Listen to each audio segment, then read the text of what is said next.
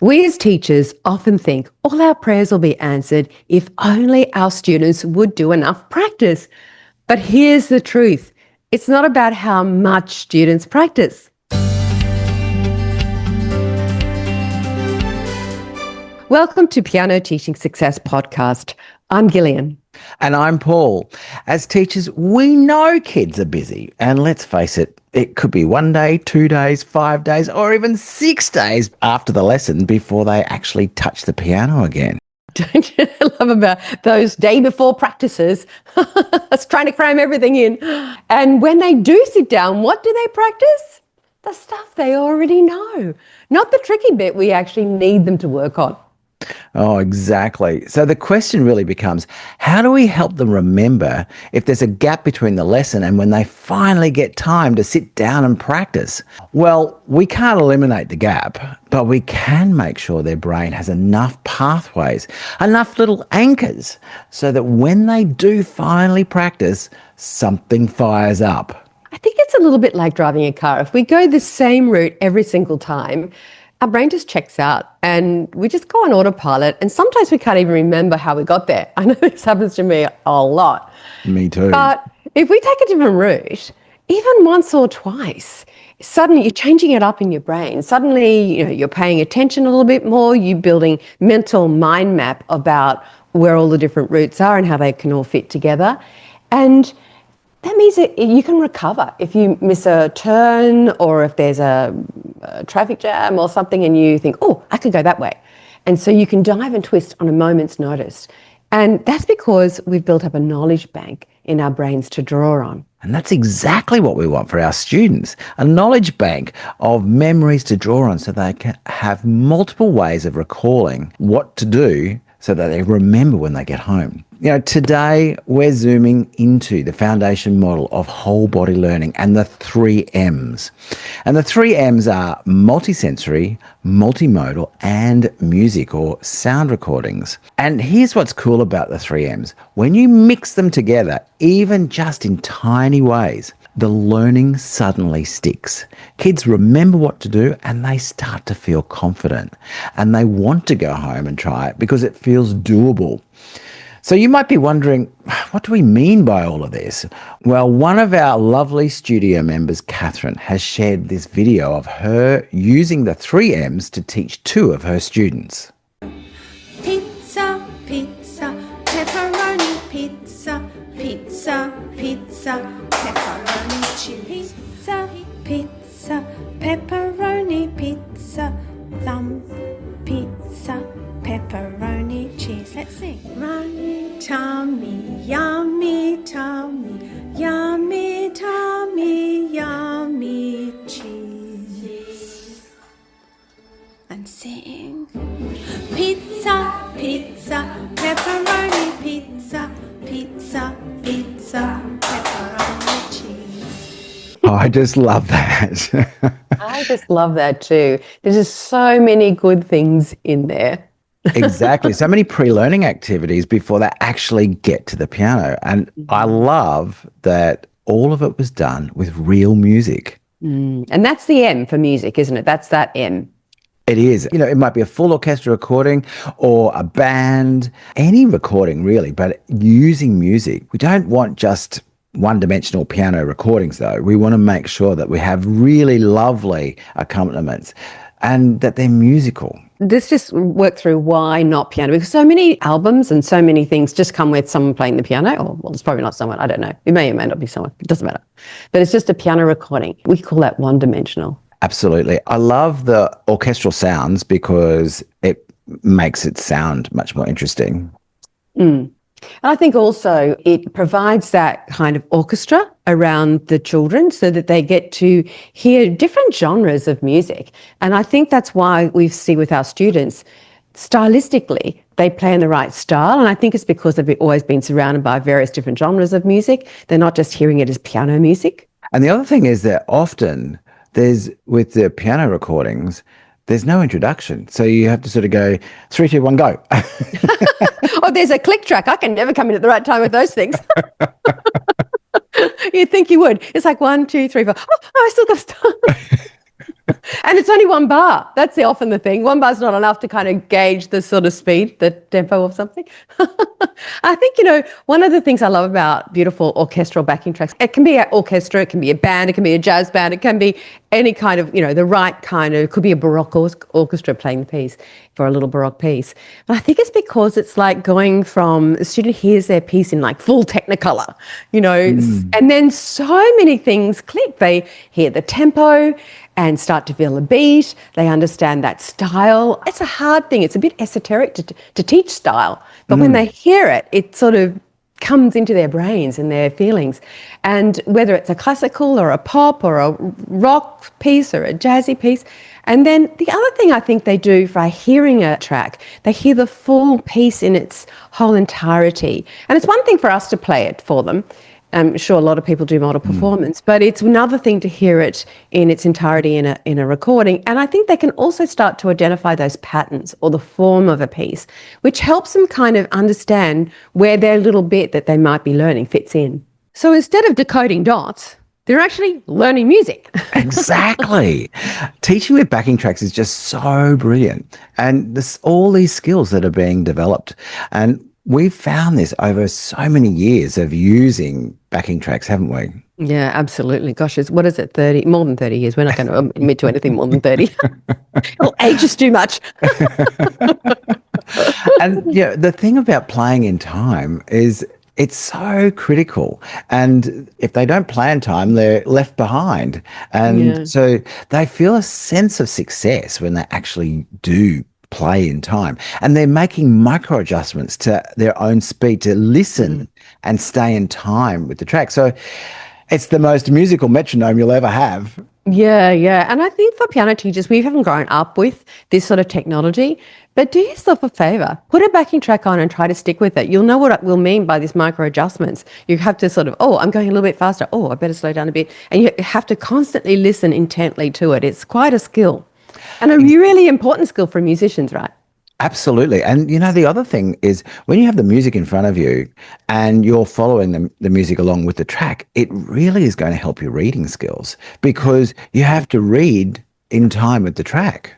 Yeah, absolutely. Your eyes are glued to following the music.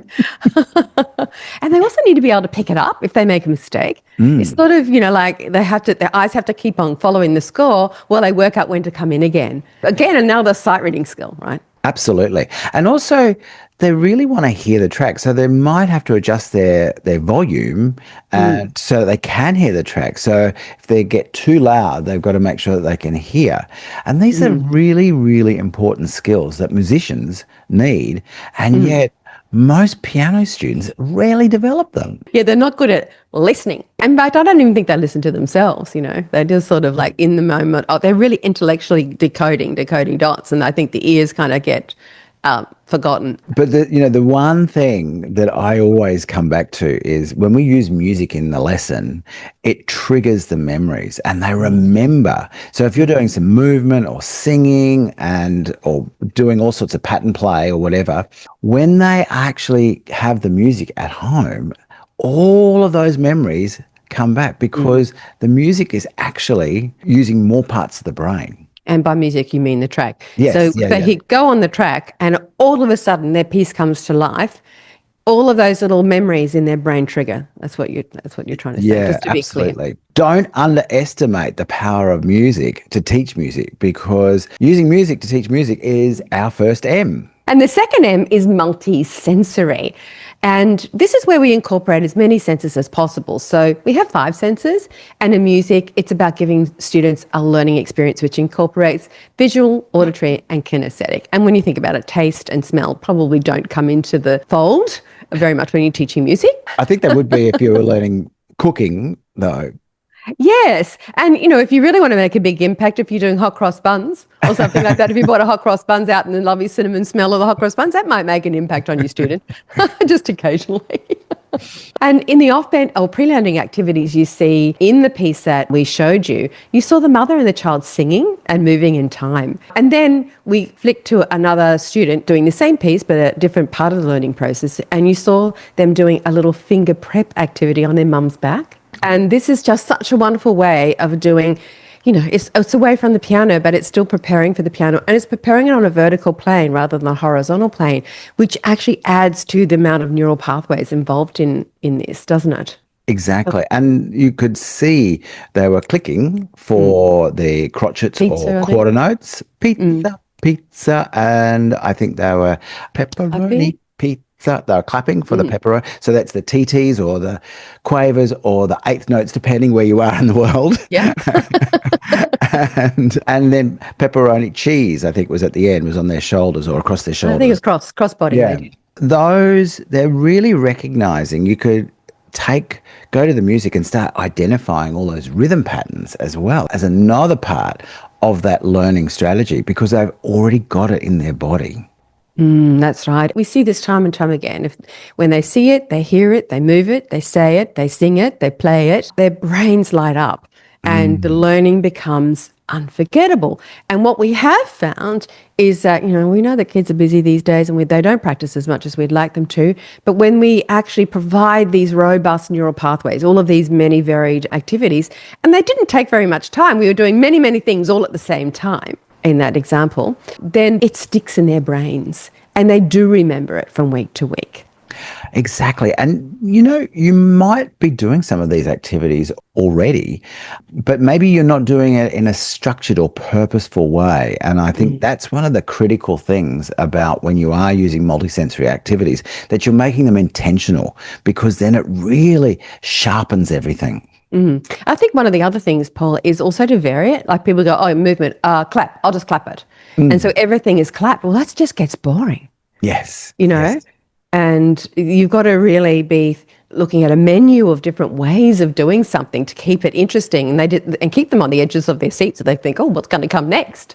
Exactly. And we have a little menu for everyone to download in the show notes. So head over to the show notes to get our download today as well. So multisensory doesn't have to be complicated. It can be as simple as getting students to clap the rhythm, sing a phrase before they play it, move to show maybe the contour of the melody. So if it's going up high or going down low, you can actually absolutely put a lot of cross-body things in there because that's so good for integration and for coordinational ability. And they can even just say, preferably sing, the finger numbers or note names in rhythm, in the rhythm of the piece. So these little tiny things really anchor the information more deeply than say, look at that note and play, decoding notes, look at that note, play that, and that's two, because that gets them intellectually into their brains and rather than into their ears and into their physical body. Yes, exactly. Reading alone is a complex multisensory skill, but responding to music through movement, singing and hearing patterns, well, they're all natural. And especially for young children, they're really developmentally appropriate. And let's just come back to this young children thing, Paul, because gosh, I saw a report recently. It used to be that we started teaching piano when children were like 7 or 8. 8 was the number, and then they kind of moved it down to 7. When I first started teaching piano, that was the norm. But now, what was the stats on that number of children? 93% of teachers are teaching children between 4 and 7, starting children between 4 and 7. And here's the thing, those kids don't read. So like right. the whole reading approach does not work with them because that's not developmentally what they do, these little kids. But what's even more interesting from that report is that 26% of teachers are actually teaching, have that 26% of their student body are that age group. So a quarter.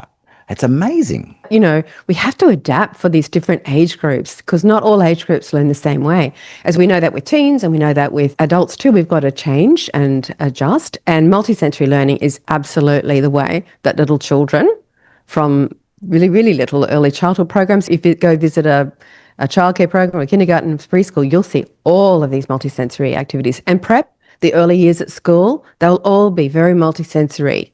So, this is where we have to teach music if we want to reach these little younger kids.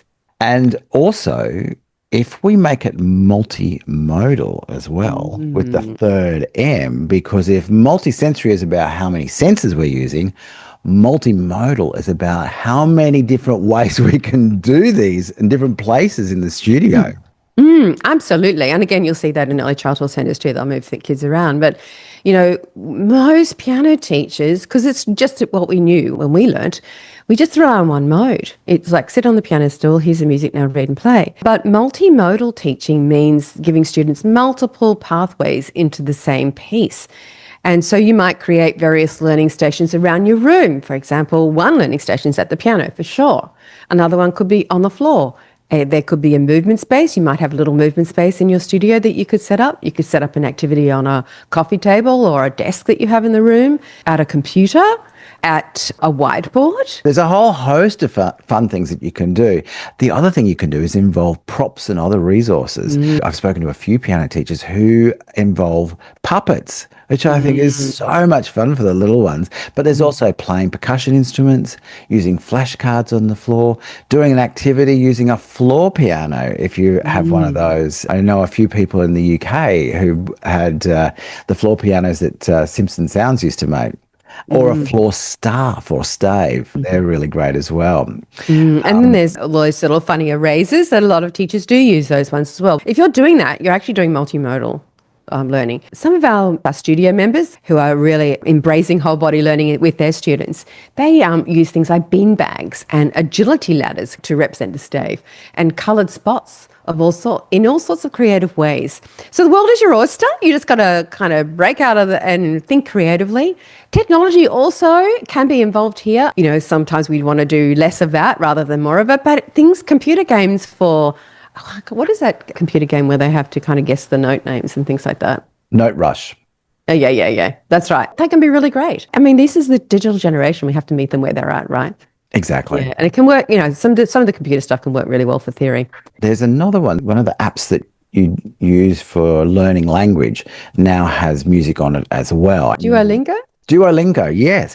One of my older students who is a dreadful reader, I went, oh my God, Daniel, you can read. He went, oh yeah, I decided I had to learn somehow.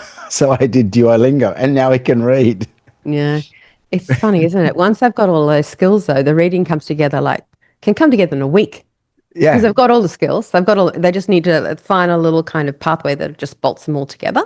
Exactly. So when you're putting the 3 M's together, that's the music, so recorded music, multisensory and multimodal, you're creating strong neural pathways so that your students can't help but remember what to do when they go home. I always remember, they start playing the music and they hear it and they remember. All those memories keep flooding back to them. And that's how we can help kids succeed. If they don't practice as much as we would wish they would. Yeah. Well, we always wish they'd practice more than they do, I think. And some teachers might worry or think that parents will think that these pre-learning activities are a waste of time. So I thought you might like to hear what the parent you saw in that video feels about the process of whole body learning. It is really like whole body to know what's happening. I think that's better than only your finger or your brain. That's Exactly. and your eyes. But Yes. what we're learning now is your leg and then your hand and then everything together. I think that's Brings it better all way to- together. Yeah, better And way to teach putting it kids. in the brain. Yes, exactly. Yeah. So I think it's Yeah, really good. in a fun way. Thanks, Sophie. You're a great piano mum. Thank you so much. So, yeah, we think that they won't get it, but they do get it. I love hearing that from a parent. And what a great teaching idea to celebrate them for being a great parent as well. Absolutely. It really affirms the parent for participating in their child's education. I absolutely know in my heart how important it is because I've been doing this for over 30 years where I've had parents in. I know it's so critical to have those parents in with those kids because they don't remember on their own. Yes, particularly this 5 to 7-year-old beginner that we've been talking about, even 8-year-olds to some extent, but that young beginner really thrives when the parent is there. You can see it because they can't remember, as Paul said, they just can't remember what to do. They're 5. Well, that was a lot of ideas, enough to get your creativity buzzing. To help you put all that into action, we created the 3 M's handout. Grab the link from the show notes below.